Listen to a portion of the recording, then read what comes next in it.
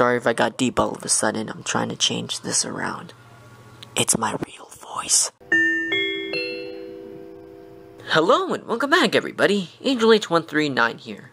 Now today what I have in front of you is a new puzzle that's come out recently by the company Moyu. If you don't know what they are, they specialize in making Rubik's-like cubes, or as we like to call them, twisty puzzles. And this one in particular is very strange. It's called the Redi Cube, and it's pretty much a cube where all the corners are twist, and that's the way it functions. It doesn't really function like no sides twisting. It twists like this, and this is an entire segment. And I did make an unboxing portion for this video, but I was talking about this new system that I would organize my videos by. And I am still going to show you the unboxing video, but don't expect a lot of commentary at the beginning, because I decided not to use that system, because anybody coming to this channel is going to find it very, very complex and hard to understand. But before I get to my final thoughts, first we gotta get to my first thoughts, and the unboxing video. Let's go. So anyway, let's get right on to the unboxing. Oh, that came off pretty easily. Ugh. Here, I'm gonna try opening it from the bottom. There, just push it out. There we go. There we go. I already turned it a little bit, so let's try out some first turns. Ooh. Huh, that's not really that bad.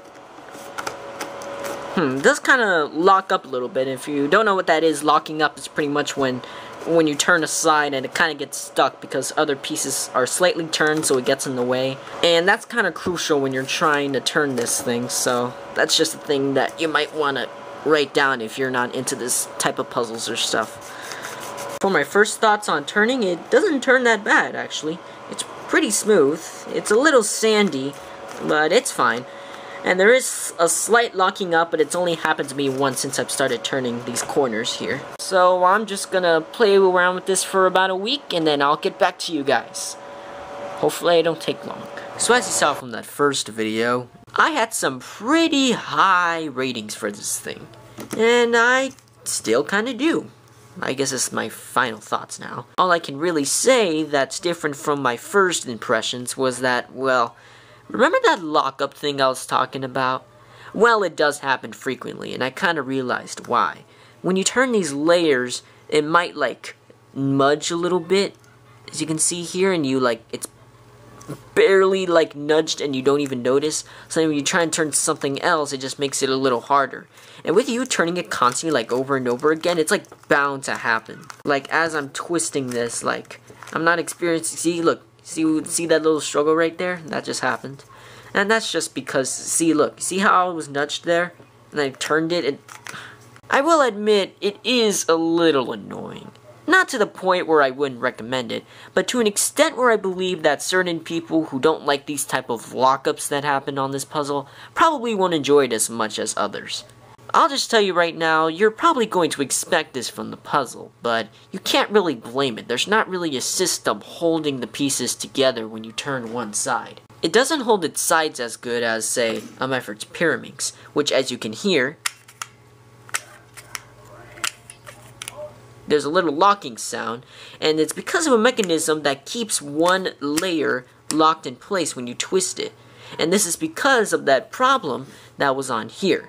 Not specifically from this puzzle, but because, you know, if you offset it just slightly, it makes turning sides that much harder. So that's why they make that mechanism, so that the side stays in that layer exactly, so that when you turn another side, it's a lot easier.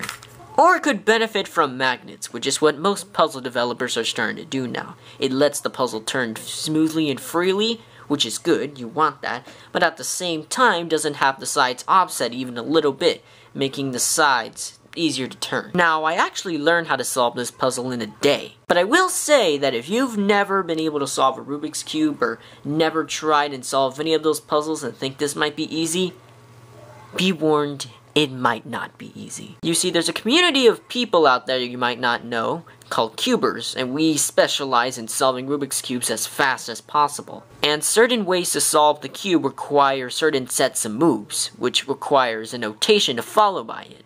So if you look up any videos, expect like R prime, LL prime, you know, stuff like that. Expect it, because that's the universal notation of most puzzles. But yeah, me being an experienced cuber and knowing the notation and knowing that it's practically universal with all puzzles, it was definitely easy for me to catch up. And it was even better because the solution requires the same set of moves to solve the entire thing, which is kind of convenient, but like I said before, most of you probably don't even know what any of those things are. So just be warned. It may be or may not be hard for you. So let me summarize my final thoughts. The puzzle is really fun to do, is an easy solution for cubers, but probably not for non-cubers, so be warned. There is a tiny bit of lockup, but I don't think it'll be annoying. If it is annoying to you, then refrain from buying this puzzle. But otherwise, I definitely recommend this puzzle to you. So, that was the review. If you liked this video, make sure to check out some of my... Wait a minute. I have an announcement. If you want to find out what happens in my next video, go check out my Facebook account. There I'll upload some pictures of the next video's products so you guys can get an idea of what's coming next. And if you want to see some of my life, and some terrible jokes and puns, then go check out my Snapchat. Don't expect a lot from my Snapchat though, I don't primarily have anything exciting in my life going on right now. But if I do, make sure to go check out my story. And with that, I think I'm gonna end the video right here. If you like this video, make sure to check out some of my others. If you like those, make sure to subscribe. If you want to see what my next video is going to bring, make sure to check out my Facebook. And if you want to see some of my life and terrible comedy, make sure to check out my Snapchat. All links are in the description. But anyways, thanks for watching, and I'll see you in next video. Hope you're ready for the next video.